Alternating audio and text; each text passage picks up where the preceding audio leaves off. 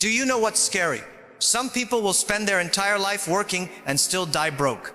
Not because they are lazy, not because they are unlucky, but because of 3 habits they don't even realize are destroying their future. Ladies and gentlemen, I want you to listen carefully, because what I'm about to share is not theory, it's reality. Think about this. Every day, millions of people wake up early, fight through traffic, work hard all day, come home tired, collapse on the bed, and repeat the same routine the next morning. Years go by like this. Yet when you look at their bank account, when you ask them about savings, when you ask them about investments, the answer is almost always the same: nothing. They worked, but they stayed poor. And the question is, why? Let me tell you a story. A man once told me, if only I had more money, my life would change. But the truth is, even if you gave him more, he would lose it. You know why? Because poor habits will always defeat good luck. That's why lottery winners go broke. That's why people who inherit money end up with nothing. Money without new habits is like water in your hand. It slips away. The first habit that keeps people poor forever is survival spending. Have you noticed how people think? They say, I'll just get through this month, salary comes, and before the weekend's gone. Rent, food, bills, a few small luxuries, maybe a dinner outside, maybe a new phone they don't really need, and back to zero. Month after month, year after year. And then they say, I don't have the chance to grow. But the truth is, they are not planting anything. They are eating the seed. I know this because I lived it. There was a time I stood outside offices, desperate for a job, rejected again and again. When I finally got work, I thought my life would change. But every time I made a little more, I spent a little more, I wasn't building. I wasn't growing. I was running on a treadmill, faster and faster, but still in the same place. Maybe you feel the same way right now. Let me paint you a picture. 2 young men work in the same factory. They earn the same salary. One comes home, tired, watches TV, scrolls on his phone, spends money on small pleasures. The other comes home, tired as well, but he spends 1 hour learning a new skill. He reads books, he saves instead of buying new clothes every month. 10 years later, the first man is still in the same factory. The second man owns his own company. What's the difference? Not luck, not family, not intelligence, just habits. Here's the painful truth. Poor people stay poor because survival thinking never allows growth. When all you think about is, how do I make it through today? You never ask, how do I build for tomorrow?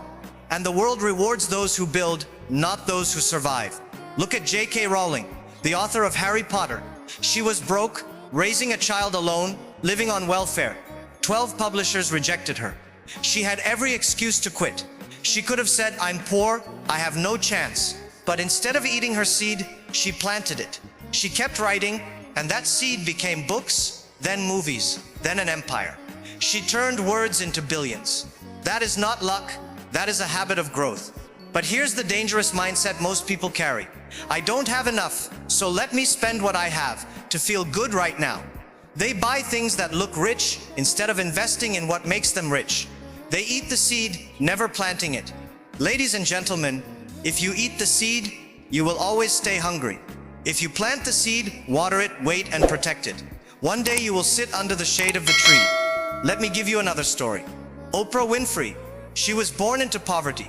Abused as a child, working in a grocery store at 14.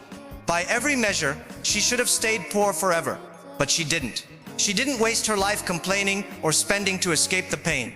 She invested in her voice. She invested in her ability to connect. She turned her pain into power.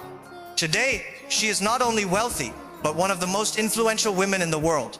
Not because of money at the start, but because of habits. And this is what I want you to remember. Poor people do not stay poor because they don't work hard. Some of the hardest working people in the world are broke. They stay poor because all their energy goes into surviving today instead of building tomorrow. Poverty is not only in the wallet. Poverty is in the mind.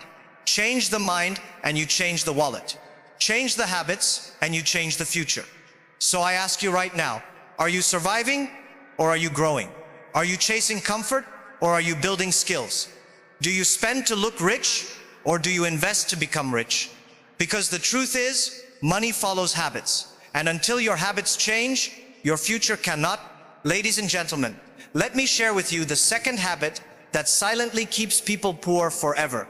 It is the habit of falling into traps, money traps. These are not accidents. They are designed. They are in the ads you see, the sales in your malls, the apps on your phone, and if you don't recognize them, you will spend your entire life working hard and still end up with nothing. Think carefully. The moment most people get extra money, what do? Do they invest it? Do they save it? No. They buy something new, a phone, a car, a bigger TV, new clothes, a fancy dinner. They call it reward. But what they don't realize is this. Poor people want to look rich, while rich people want to stay rich. Warren Buffett still lives in the same house he bought decades ago. Meanwhile, a man earning $500 a month will happily take a loan to buy a $1,000 phone. That is the consumer trap. I once knew a man who worked very hard. The day he got a raise, instead of investing in himself or his family's future, he went to the bank, took a loan, and bought a new car. He drove it proudly, and people admired him. But every month, half his salary went to pay the bank. That car didn't make him free.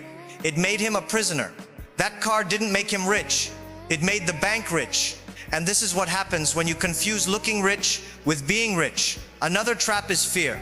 Poor people are afraid to take risks. They say, I don't want to start a business, it's too risky. I don't want to invest, I might lose money. And so they put their savings in an account that gives 2% interest, while inflation eats 10%. They think they are saving, but in reality, their money is shrinking. What they don't realize is this: doing nothing is the biggest risk of all. When Jeff Bezos left his stable Wall Street job to start Amazon in a garage, people laughed. They called him crazy. They said he was throwing away his future. But he understood something most poor people never do. The biggest risk is not failing. The biggest risk is never trying. Today, Amazon is everywhere, and Bezos became one of the richest men in the world. But if he had played safe, he would have stayed comfortable, not wealthy. The third trap is procrastination. Poor people say, one day I will save, one day I will invest, one day I will start a business. But one day never comes. Time slips away, and they don't even notice. Albert Einstein once called compound interest the eighth wonder of the world. The earlier you start, the more it grows. But if you keep waiting for the perfect moment, you lose the only thing you can never get back: time. I made this mistake too. In my younger years, I wasted time waiting for the right chance. I told myself, when I have more money, I will invest. When I have more time, I will learn. That perfect moment never came. The truth is, you don't wait for the perfect time. You start where you are, with what you have, and you grow from there. And let me tell you about one more trap: environment. The people you surround yourself with will decide your future. If your 5 closest friends only gossip, complain, and waste time, guess what? You will gossip, complain, and waste time too. But if your 5 closest friends discuss ideas, investments, growth, and opportunities, you will rise with them. Show me your friends, and I will show you your future. I once saw a group of young men. Some of them spent every night drinking, partying, wasting time. The others spent their nights building small businesses, learning skills, teaching each other. 10 years later, the first group is still in the same place. The second group is running companies. The environment shaped them. The environment pushed them. And this is why, if you want to change your life, you must first change your circle. Ladies and gentlemen, these traps, consumerism, fear, procrastination, and environment are silent thieves. They don't steal your money all at once. They steal your future slowly while you think you are just living life. And unless you recognize and break free from these traps, money will always control you, instead of you controlling money. Ladies and gentlemen, let me now take you to the third habit. And this one is perhaps the most dangerous of all. It is the habit of blaming. Poor people always find someone else to blame for their situation. They blame the government, they blame their boss, they blame the economy, they blame their family, but they never look in the mirror. Do you know what I've noticed? Whenever life is hard, the easiest thing to do is to point a finger.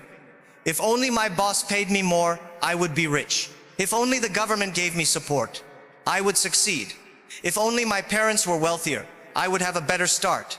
This way of thinking may give you comfort, but it will never give you progress. Because the moment you blame, you give away your power. I once met a young man who told me, "I can't succeed because my father didn't leave me any money." I told him, "That's why you have to succeed, so that your children never say the same about you." Every generation has two choices: to pass down excuses or to pass down opportunities. Poor people pass down excuses. Rich people pass down opportunities. Another side of blaming is complaining. Poor people complain all the time. They complain about their job, but they never learn a new skill. They complain about their pay, but they never try a side hustle. They complain about the government, but they never even try to improve themselves. Complaining is addictive. It makes you feel like you are doing something, but in reality, you are doing nothing. Think about it. Have you ever seen someone complain their way into success? Never. The more time you spend complaining, the less time you have for action. Action creates results. Complaining creates nothing. Let me tell you a story. There were two shopkeepers. Both had the same problem. Their street had very little traffic. One of them complained every day. "The government doesn't care. The city doesn't support us. Customers never come." He sat in his shop, waiting for change. The other one said, "If people don't come to me, I will go to them." He started delivering goods to nearby homes. He told his friends, "If you buy from me, I will bring it to your door." Slowly, people began to trust him. His business grew. The first shopkeeper is still there, sitting, waiting, complaining. The second shopkeeper is now the owner of a supermarket. Same street, same problem, different mindset. Ladies and gentlemen, the habit of blaming and complaining is like putting chains on your own legs. You think the world tied you down, but in truth, you tied yourself. And as long as you live with excuses, you will never break free. Let me tell you something powerful. Your future is not decided by the government, or your boss, or your parents. It is decided by the choices you make today. When you blame, you delay. When you take responsibility, you take control. And the day you stop saying, "It's not my fault," and start saying, "It's my responsibility," that is the day you begin the journey to wealth, freedom, and success. Ladies and gentlemen, let me end with something you must never forget. Poverty is not only about money, it is a mindset. You can give two people the same amount of money, the same opportunities, even the same education, and still one will rise and one will fall.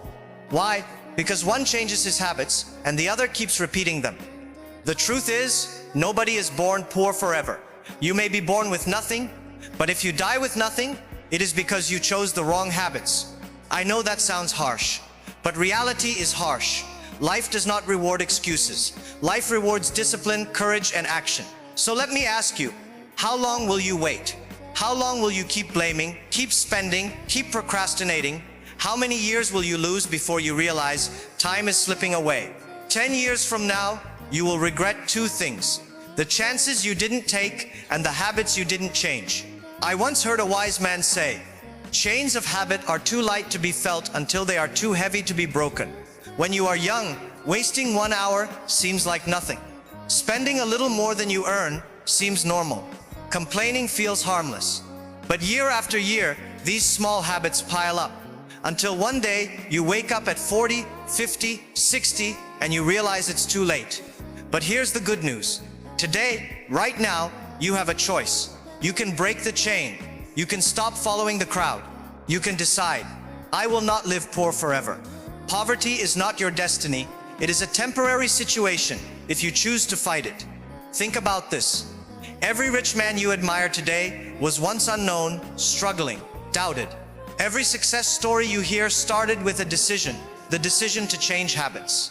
So if they could do it, why not you? Ladies and gentlemen, you must remember, success is not built in one day, but it is built daily. Your habits are your future. Change your habits, and you will change your life. Stay trapped in them, and no amount of luck or hard work will save you. So the question I leave you with is this: which habits will you take with you tomorrow? The habits that keep you poor forever, or the habits that make you free? The answer, my friends, is in your hands. Thank you for listening, and don't forget to like and subscribe, my friends.